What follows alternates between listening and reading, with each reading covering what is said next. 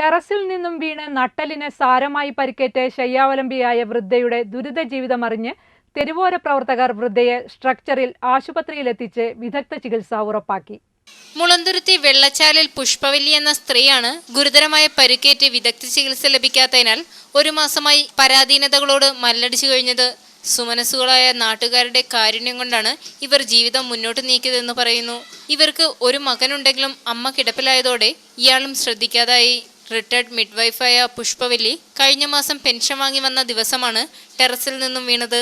Mulanthuruthy SNDP ശാഖ number 1929 ശാഖാ മെമ്പറായ പുഷ്പവല്ലിയെ TK Madhavan കുടുംബ യൂണിറ്റിന്റെ നേതൃത്വത്തിലാണ് ആശുപത്രിയിലെത്തിക്കുവാനുള്ള ശ്രമങ്ങൾ നടത്തിയത്.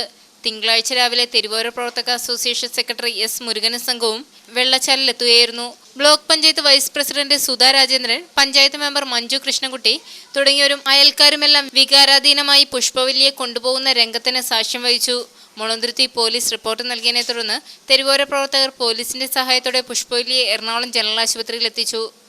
അരൂർ ബ്യൂറോയുടെ സഹായത്തോടെ ECTV ന്യൂസ് എറണാകുളം.